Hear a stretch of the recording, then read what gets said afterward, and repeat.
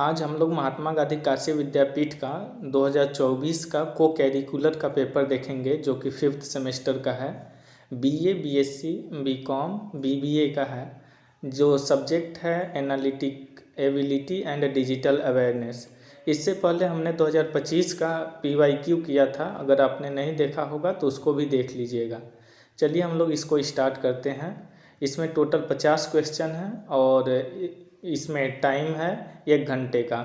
तो चलिए हम लोग एक एक कर देखते हैं। टोटल 50 एमसीक्यू हैं। सबसे पहला एमसीक्यू आता है, ईमेल अनुप्रयोगों में पता पुस्तिका क्या कार्य करती है।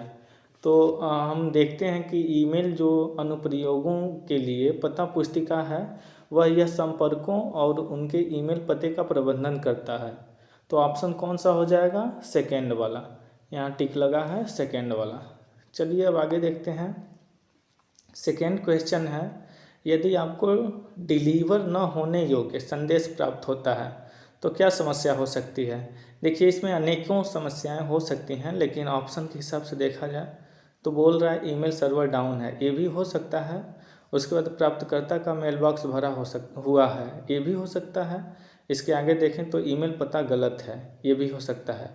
तो अगर ऑप्शन के हिसाब से देखा जाए तो इसमें 2 और 3 को दोनों एक जगह किया है, तो इसके हिसाब से हमारा ऑप्शन हो जाएगा 4 वाला, जो कि 2 और 3 दोनों। चलिए तीसरा नंबर पर देखते हैं, सर्च इंजन का मुख्य उद्देश्य क्या होता है। तो इसमें सर्च इंजन का मुख्य उद्देश्य होता है वेब से जानकारी ढूंढना और पुनः प्राप्त करना। तो ऑप्शन कौन सा हो जाएगा? तीसरा वाला। तो चलिए फिर नेक्स्ट क्वेश्चन को देखते हैं। चौथा है, वेब ब्राउज़र में डाउनलोड फोल्डर का उद्देश्य क्या होता है। तो डाउनलोड फोल्डर का उद्देश्य होता है कि ये इंटरनेट से डाउनलोड की गई छवियां और फाइलों को सहेजने के लिए इसका मेन उद्देश्य होता है। तो ऑप्शन कौन सा हो जाएगा? सेकेंड वाला। चलिए आगे देखते हैं। 5वां क्वेश्चन क्या कर रहा है, सूचना प्रणाली का प्राथमिक कार्य क्या है। तो सूचना प्रणाली का प्राथमिक कार्य जानकारी संसाधित करने के लिए है। तो कौन सा ऑप्शन हो जाएगा? ऑप्शन हो जाएगा इसका फर्स्ट वाला। ऑप्शन हो जाएगा इसका फर्स्ट वाला। चलिए आगे देखते हैं। 6ठा नंबर पर है, किस प्रकार की सूचना प्रणाली किसी संगठन में निर्णय लेने की प्रक्रिया का समर्थन करती है। तो प्रबंधन सूचना प्रणाली है, जिसे हम इंग्लिश में शॉर्टकट में बोलते हैं MIS। कभी कभी इसका फुल फॉर्म भी पूछ देता है, तो आप लोग ध्यान रखिएगा। MIS means management information system. तो कौन सा ऑप्शन हो जाएगा? Option number second, MIS। चलिए नेक्स्ट देखते हैं, सूचना सुरक्षा का प्राथमिक लक्ष्य क्या होता है। तो सूचना सुरक्षा का गोपनीयता भी प्राथमिक लक्ष्य होता है, उसके बाद ईमानदारी भी, उपलब्धता भी। तो अगर तीनों को देखा जाए तो ये हो जाएगा ऑप्शन चौथा, जो कि उपरोक्त सभी है। चलिए आगे देखते हैं। 8वां क्वेश्चन, किसी संगठन में जानकारी सुरक्षित रखना क्यों महत्वपूर्ण है। तो ये हो जाएगा अनाधिकृत पहुंच को रोकने के लिए, हाँ सही है। उसके बाद डेटा सटीकता सुनिश्चित करने के लिए, ये भी सही है। उसके बाद संवेदनशील जानकारी की सुरक्षा के लिए, ये भी सही है। तो ऑप्शन कौन सा हो जाएगा? चौथा वाला। चलिए नेक्स्ट क्वेश्चन हम लोग देखते हैं। नेक्स्ट क्वेश्चन 9वां, साइबर सुरक्षा का मुख्य फोकस क्या है। शारीरिक सुरक्षा नहीं, साइबर सुरक्षा यानी कि साइबर यानी कि ऑनलाइन से संबंधित। तो शारीरिक सुरक्षा तो होगा नहीं। इसके बाद नेटवर्क सुरक्षा, इसको देखते हैं अभी। उसके बाद साइबर स्पेस में सूचना सुरक्षा, हाँ तो ये ऑप्शन हो सकता है। सॉफ्टवेयर विकास तो होगा नहीं, तो ये हो जाएगा तीसरा, साइबर स्पेस में सुरक्षा, सूचना सुरक्षा। चलिए 10वां नंबर पर फिशिंग क्या है। ये 2025 का भी रिपीटेड क्वेश्चन है, 2025 में भी आया था। फिशिंग क्या होता है? तो संवेदनशील जानकारी प्रकट करने के लिए व्यक्तियों को धोखा देने का प्रयास फिशिंग कहलाता है। तो ये हो जाएगा तीसरा ऑप्शन। 11वां क्या है, स्पैम ईमेल की प्राथमिक विशेषता क्या है। तो स्पैम ईमेल आज हम सभी जानते हैं कि स्पैम ईमेल क्या होता है। भी अनचाहे ईमेल होते हैं जो अक्सर थोक में भेजे जाते हैं। तो कौन सा ऑप्शन हो जाएगा? तीसरा ऑप्शन हो जाएगा। ठीक है, चलिए आगे देखते हैं। 12, जानबूझकर धोखा देने के लिए फैलाई गई झूठी सूचना को क्या कहते हैं। तो फर्जी खबर कहते हैं, इंग्लिश में फेक न्यूज। यानी कि फेक न्यूज यानी जानबूझकर झूठी सूचना फैलाई गई है। तो ये तो सभी लोग जानते ही होंगे। 13वां नंबर पर देखते हैं, निम्नलिखित में से कौन सा एक सामान्य साइबर सुरक्षा खतरा है। तो मालवेयर जो हमले हैं, मालवेयर अटैक, तो ये सामान्य सुरक्षा क्या कहते हैं इसको, ऑप्शन कौन सा हो जाएगा, तीसरा वाला, मालवेयर हमले, ये एक सामान्य साइबर सुरक्षा खतरा है। चलिए 14वां नंबर पर देखते हैं, कह रहा है कि हाथ की उंगली उसी प्रकार है जिस प्रकार पैर की उंगली, हाथ की उंगली उसी प्रकार है जिस प्रकार पैर की उंगली किससे है, पैर से। तो ऑप्शन कौन सा हो जाएगा, फर्स्ट वाला। ठीक है, चलिए आगे देखते हैं। बोल रहा है 15वां क्वेश्चन कि यदि 5 सेब की कीमत $10 है। चलिए लिख लेते हैं, 5 सेब की कीमत कितना है, $10। तो एक सेब की कीमत क्या हो जाएगा, 10/5 यानी कि $2। ठीक है, तो हमें क्या पूछा है, हमसे पूछा है कि 8 सेब का, तो 8 सेब का, तो 8 सेब का हम निकाल लेंगे। 8 सेब, एक सेब का निकल गया $2, तो 8 दूना $16। तो कौन सा ऑप्शन हो जाएगा, ऑप्शन दूसरा। ठीक है, आगे चलते हैं। देखिए ये क्वेश्चन थोड़ा हमको डाउट है इस पे, ये 16वां क्वेश्चन एक बार अच्छे से पढ़िए। कह रहा है कि यदि कैट को डॉग के रूप में कोडित किया जाता है तो रैट को क्या कोडित किया जाएगा। तो हमारे अनुसार तो रैट को जो है कैट से कोडित किया जाएगा, लेकिन इसमें हमें डाउट है, एक बार आप लोग भी देख लीजिएगा कहीं से। हमारे अनुसार तो रैट को कैट के अनुसार, हम इस लॉजिक के अनुसार किए हैं कि कैट जो है वो डॉग से डर जाती है, तो रैट जो है वो कैट से ही डरेगी। इसमें ऑप्शन जो लगाया गया है डॉग यानी कुत्ता, तो देखिए कैट का भी डॉग होगा और रैट का भी डॉग होगा, ऐसा पॉसिबल हमारे अनुसार तो नहीं लगता है। एक बार इसको देख लीजिएगा। ठीक है, अब आगे चलते हैं 17 नंबर पर। कह रहा है कि यदि x क्या कर रहा है, x बड़ा है 5 से बड़ा है, यानी कि x कुछ भी हो सकता है, 6, 7, 8, 9, 10 इन्फिनिटी तक, और बोल रहा है y क्या है, 10 से छोटा है, यानी कि ये क्या हो सकता है, 9, 8, 7, y क्या हो सकता है, 9, 8, 7, 6, 5, 4, 3, 2, 1 और -1 -2 कुछ भी हो सकता है। अब हमें क्या पूछा है, पूछ रहा है कि कौन सा कथन सत्य है। तो कह रहा है क्या, x जो है, पहला ऑप्शन x जो है y से छोटा है, तो ये तो नहीं हो सकता, x जो है y से छोटा है। y क्या है, ज़रूरी नहीं है कि ये हो सकता, क्योंकि y जो है 10 से छोटा है और x जो है 5 से बड़ा है, हो भी सकता है नहीं भी हो सकता है, तो ये ऑप्शन तो नहीं हो सकता। उसके बाद बोल रहा है कि x जो है y से बड़ा है, ये भी नहीं हो सकता, और x जो है y के इक्वल है, ये भी नहीं हो सकता। क्या कह सकते हैं, निर्धारित नहीं किया जा सकता है, कांट डिटरमाइन। हमने बता दिया आपको, जो x है 5 से बड़ा है, यानी 6, 7, 8, 9 ये बढ़ता चला जाएगा इसी तरह, और जो y है वो 9, 8, 7, 6 इसी तरह चलता चला जाएगा, तो ये हो जाएगा। इसीलिए हमारे अनुसार इसका ऑप्शन चौथा सही होगा, कांट बी डिटरमाइन। ठीक है, आगे चलते हैं। देखिए एक ये भी क्वेश्चन है 18 का, वेन आरेख में यदि ब्रीथ ए, क्या बोल रहा है, ब्रीथ ए जो है डॉक्टरों को दर्शाता है। चलिए बना लेते हैं इसको, ये ब्रीथ ए है, ये डॉक्टरों को दर्शाता है। ठीक है, ब्रीथ ए ये हो गया डॉक्टर, यानी कि डी। ठीक है, अब कह रहा है और ब्रीथ बी सर्जनों को दर्शाता है। चलिए इसको भी बना लेते हैं, ब्रीथ बी है वो सर्जनों को दर्शाता है, सर्जन यानी कि यस से सर्जन। देखिए सर्जन क्या होता है, सर्जन वे लोग कहलाते हैं जो बेसिकली ऑपरेशन करते हैं, ओपीडी, ऑपरेशन थिएटर में जाते हैं, ऑपरेशन करते हैं। और डॉक्टर क्या होता है सभी लोग जानते हैं। तो इसके अनुसार तो देखा जाए अगर ऑप्शन कौन सा सही बैठता है, तो जनरल फिजिशियन तो नहीं हो सकता। हृदय रोग विशेषज्ञ तो डॉक्टर भी कहलाता है, और क्या कहते हैं सर्जन भी हो सकता है। ये भी क्या कहता है, क्वेश्चन क्या पूछा है, तो ओवरलैपिंग क्षेत्र क्या दर्शाता है। देखिए ओवरलैपिंग क्षेत्र है ये वाला ना, ये दर्शाता है कि वैसे डॉक्टर जो सर्जन है, यानी कि जो ऑपरेशन करते हैं, जो सर्जन है यानी कि जो ऑपरेशन करते हैं। तो ये हमें ऑप्शन में दिख रहा है कहीं जनरल फिजिशियन दिया है, हृदय रोग विशेषज्ञ दिया है, डॉक्टर जो सर्जन नहीं करते, ये देखिए दिया है लेकिन नहीं करते हैं, दिया है तो ये भी नहीं हो सकता। सर्जन जो डॉक्टर नहीं है, देखिए ये ऑप्शन सब गलत है। अगर माने तो यहाँ नहीं रहता तो हो जाता डॉक्टर जो सर्जन है, तब ऑप्शन तीसरा सही हो जाता। एक बार इसको भी देख लीजिएगा। हमारे अनुसार तो इसका इन चारों में से कोई ऑप्शन सही नहीं है। चलिए अगला देखते हैं। 19वां नंबर क्या कहता है, यदि चलिए देखते हैं ए बी के बाईं ओर है। सबसे पहले देखिए ये हो गया राइट, ये हो गया लेफ्ट। अब क्या कर रहा है, ए जो है बी के बाईं ओर है। चलिए बी बना लेते हैं, बी के बाईं ओर यानी left side.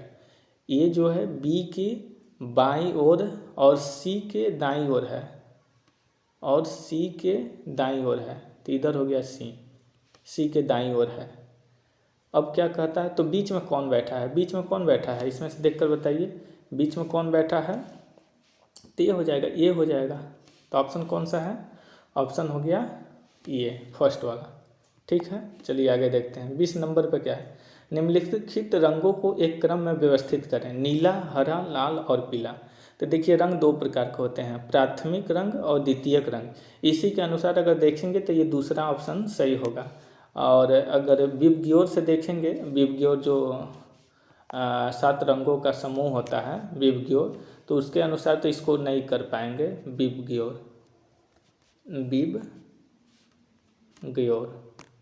Violet, indigo, blue, green, yellow, orange, red, तो इसके अनुसार तो नहीं होगा, ऑप्शन नहीं दिया है। तो ये प्राइमरी कलर और सेकेंडरी कलर के बेसिस पर देखा जाए तो ये ऑप्शन हो जाएगा सेकेंड वाला। ठीक है, चलिए 21वां देखते हैं। ये कहा है कि अनुक्रम में लुप्त संख्या ज्ञात कीजिए। चलिए देख लेते हैं। यहाँ 2 है, 2 के बीच कितने का अंतर है, कोई बताएगा, 4 का। 2 के बीच कितने का अंतर है, 4। अब कह रहा है कि 2 में 4 जोड़ोगे तो 6 आ गया। ठीक है, अब पूछ रहा है कि इसमें क्या जोड़ें, खाली कर दिया है। उसके बाद 14 है, 20 है। तो यदि देखिए 6 में 4 और जोड़ते हैं तो कितना आ जाएगा, तो 10 आ जाएगा, 10 आ जाएगा ना। लेकिन अगर 10 में 4 फिर जोड़ते हैं तो कितना आएगा, 14 आ जाएगा। लेकिन फिर 14 में अगर हम 4 जोड़ते हैं तो कितना आ जाएगा, 18। लेकिन यहाँ क्या दिया है, यहाँ दे दिया है 20, 18 ना देकर 20 दे दिया है। तो अगर देखा जाए तो वैसे ऑप्शन के हिसाब से 10 ही होगा, लेकिन यहाँ होना चाहिए था 18। ठीक है, चलिए आगे देखते हैं। 22 का है, सभी बिल्लियाँ जानवर हैं। क्या कह रहा है, सभी बिल्लियाँ जानवर हैं। चलो बना लेते हैं। ये हो गया सभी बिल्लियाँ जानवर हैं, एक ये हो गया, एक ये। अब हम लिख लेते हैं, जो बिल्लियाँ हैं ये हो गया बिल्लियाँ, जानवर यानी जानवर, ये हो गया। सब बिल्ली जो है जानवर के अंतर्गत हो गया, वेन डायग्राम बन गया, सभी बिल्लियाँ जानवर हैं। और क्या कह रहा है, सभी कुत्ते बिल्लियाँ हैं। सभी जो कुत्ते हैं क्या हैं, बिल्लियाँ हैं। तो इसमें हो जाएगा, ये हो जाएगा आपका, ये हो जाएगा कुत्ता, के से हम इसको लिख दे रहे हैं, के से कुत्ता ना। अब क्या कह रहा है, तो निष्कर्ष, क्या निष्कर्ष निकल सकता है, क्या है, सभी कुत्ते जानवर हैं।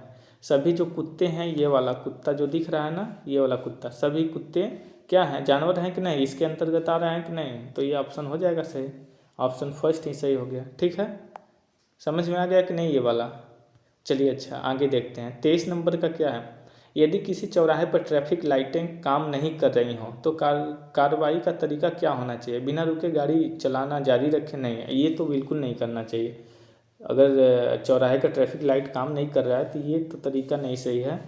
उसके बाद ये तो नहीं हो सकता है, इसको क्या कर सकते हैं, ये नहीं हो सकता। चलिए रुकें और यातायात पुलिस अधिकारियों के निर्देशों की प्रतीक्षा करें, हाँ ये हो सकता है। तो इसके लिए ऑप्शन कौन सा हो जाएगा, सेकेंड वाला सही हो जाएगा।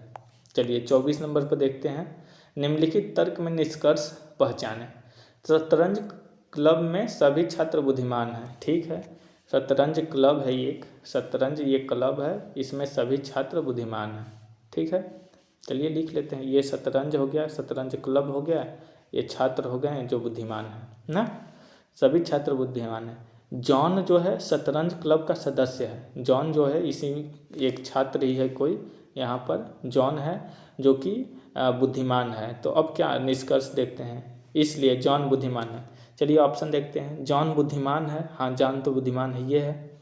शतरंज क्लब के सभी सदस्य बुद्धिमान हैं, शतरंज क्लब के सभी सदस्य बुद्धिमान हैं, ये भी तो ये है। प्रश्न क्या पूछा है, निम्नलिखित तर्क में निष्कर्ष पहचाने, निष्कर्ष क्या निकलता है, तो निष्कर्ष देखेंगे तो निष्कर्ष हो जाएगा केवल बुद्धिमान छात्र हैं शतरंज क्लब में शामिल होते हैं। तो ऑप्शन कौन सा हो जाएगा, तीसरा वाला ना, ठीक है। चलिए आगे देखते हैं, 25 नंबर का है, एक सर्वेक्षण में 60% लोग विकल्प ए पसंद करते हैं और 40% लोग विकल्प बी पसंद करते हैं। तो निष्कर्ष क्या हो सकता है कि विकल्प ए लोकप्रिय, अधिक लोकप्रिय है। तो ऑप्शन कौन सा हो जाएगा, फर्स्ट वाला, ठीक है। 26 नंबर, कंप्यूटर में कंट्रोल यूनिट का मुख्य कार्य क्या होता है, कोई बताएगा। कंट्रोल के सभी भागों को, गतिविधियों को नियंत्रित और समन्वित करता है। तो ऑप्शन कौन सा हो जाएगा, तीसरा वाला, ठीक है। 27, किस प्रकार का कंप्यूटर जटिल वैज्ञानिक गणनाओं और सिमुलेशन को संभालने के लिए डिजाइन किया जाता है। तो ये होता है सुपर कंप्यूटर, बहुत तेज काम करता है। चलिए आगे देख लेते हैं, किस प्रकार की मेमोरी अस्थिर मेमोरी और सक्रिय प्रोग्राम और डेटा के लिए उपयोगी की जाती है। तो देखिए इसमें ऑप्शन होगा थर्ड वाला, रैम, जिसे रैंडम एक्सेस मेमोरी कहते हैं। इसमें देखिए ये थोड़ा गलत दे दिया है, मार कुछ ऐसे कर दिया है, ये गलत है, इंग्लिश देखिएगा, इसका रैम हो जाएगा ना, कभी कभी फुल फॉर्म भी पूछ देता है। तो ये हो जाएगा रैंडम एक्सेस मेमोरी, और रोम का हो जाएगा रीड ओनली मेमोरी, ठीक है, इसको भी ध्यान रखिएगा। 29 नंबर पर है, कंप्यूटर में कैश मेमोरी का प्राथमिक उद्देश्य क्या होता है। तो इसका उद्देश्य होता है कि सीपीयू द्वारा त्वरित पहुंच के लिए अक्सर उपयोग किए जाने वाले डेटा को अस्थायी रूप से रखता है। तो कौन सा ऑप्शन हो जाएगा, तीसरा वाला, ठीक है। चलिए 30 वाला पे क्या कर रहा है क्वेश्चन, निम्नलिखित में से कौन सा सिस्टम सॉफ्टवेयर का उदाहरण है। सिस्टम सॉफ्टवेयर कौन सा है, तो विंडो ऑपरेटिंग सिस्टम है सिस्टम सॉफ्टवेयर का उदाहरण। तो इसका ऑप्शन हो जाएगा सेकेंड वाला, ठीक है। 31 नंबर, माइक्रोसॉफ्ट एक्सेल किस श्रेणी में आता है। तो स्प्रेडशीट सॉफ्टवेयर में आता है। तो ऑप्शन हो जाएगा सेकेंड वाला। चलिए 32 का क्या है, माइक्रोसॉफ्ट वर्ड दस्तावेज के लिए डिफ़ॉल्ट फाइल एक्सटेंशन क्या है। तो इसका हो जाएगा .docx। ऑप्शन कौन सा है, ऑप्शन है तीसरा, चौथा नंबर का ना, .docx। अब चलते हैं 33 नंबर पे, माइक्रोसॉफ्ट वर्ड में कौन सी सुविधा आपको पूरे दस्तावेज में एक विशिष्ट शब्द खोजने और उसे दूसरे शब्द में बदलने की अनुमति देता है।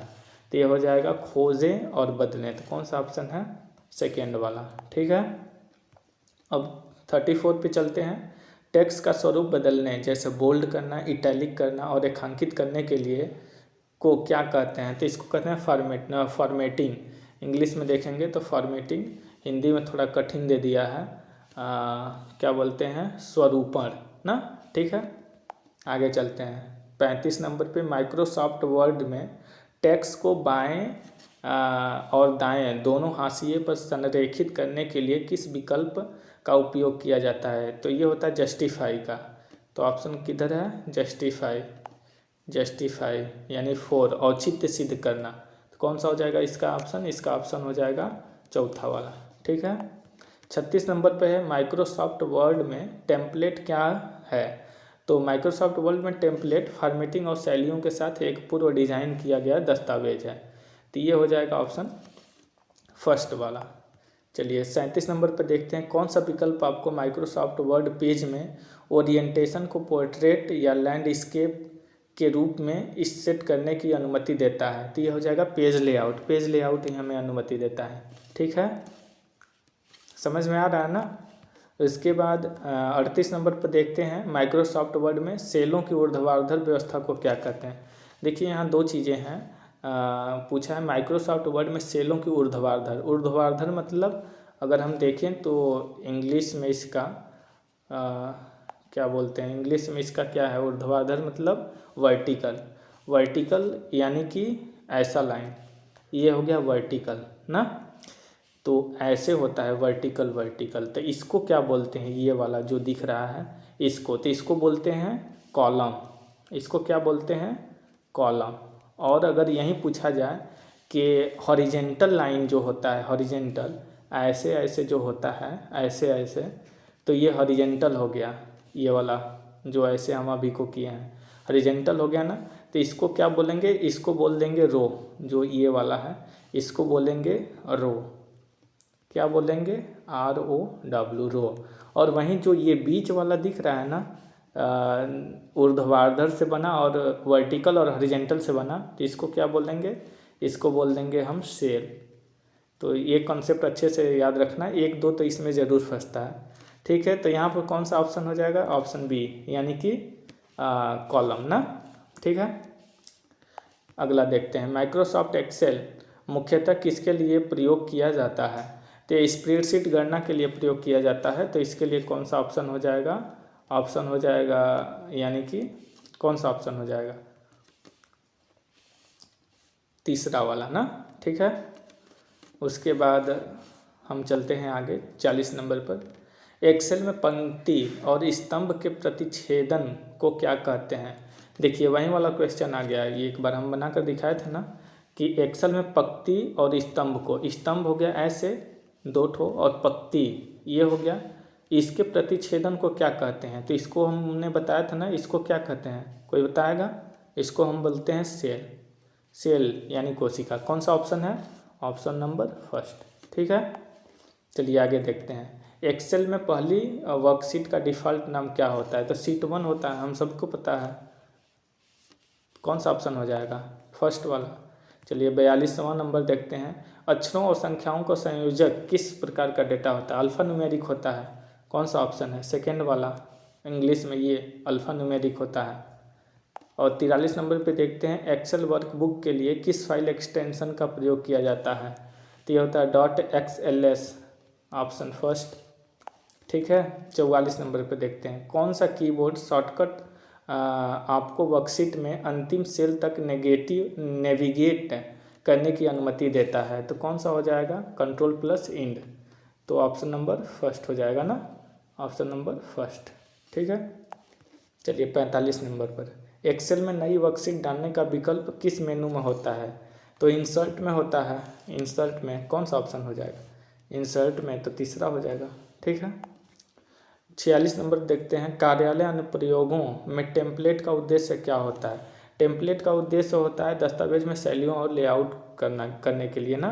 कौन सा ऑप्शन हो जाएगा, तीसरा वाला हो जाएगा। 47 नंबर। इंटरनेट के संबंध में URL शब्द क्या अर्थ है। देखिए ये 2025 का रिपीटेड क्वेश्चन है कि URL क्या होता है। इसका फुल फॉर्म होता है यूनिफॉर्म रिसोर्स लोकेटर होता है। तो कौन सा ऑप्शन है, ये तो हो गया आपका यूनिवर्सल रिसोर्स लोकेटर, तो ये होगा नहीं। सेकेंड वाला यूनिफाइड रिसोर्स लिंक, ये भी नहीं होगा। तीसरा वाला फर्स्ट वाला होगा ना, कौन सा, यूनिफॉर्म रिसोर्स लोकेटर, यानी कि पहला वाला। ठीक है, आगे चलते हैं 48 नंबर पे। निम्नलिखित में से कौन सा प्रोटोकॉल आमतौर पर सुरक्षित ब्राउजिंग के लिए उपयोग किया जाता है, तो ये तो 2025 में भी आया था, हाइपरटेक्स्ट ट्रांसफ़र प्रोटोकॉल। तो ये ऑप्शन हो जाएगा फर्स्ट वाला। ठीक है, 49 नंबर पर देखते हैं। ईमेल संचार के संदर्भ में SMTP क्या अर्थ क्या है, तो सिंपल मेल ट्रांसफ़र प्रोटोकॉल होता है। ये होता है simple mail transfer protocol, SMTP। English में कभी कभी इसका अलग से क्वेश्चन बन जाता है, लेकिन इसमें अगर हिंदी में देखें तो सरल मेल स्थानांतरण प्रोटोकॉल। तो कौन सा ऑप्शन हो जाएगा, ऑप्शन नंबर फर्स्ट। ठीक है, और लास्ट क्वेश्चन है। किसी ईमेल में CC फील्ड का उद्देश्य क्या होता है। CC मतलब क्या होता है, कार्बन कॉपी। तो ऑप्शन कौन सा हो जाएगा, फर्स्ट। ठीक है, 50 क्वेश्चन था और हमने कर लिया। ये 2024 का पेपर था और इससे पहले हमने 2025 का भी एक वीडियो डाल दिया है, जो कि आपको ये दोनों 24-25 वाले पेपर मिलकर जो 24 दिसंबर को होने वाले पेपर हैं, इसमें काफ़ी हेल्पफुल होंगे। ठीक है, फिर मिलते हैं अगले वीडियो में।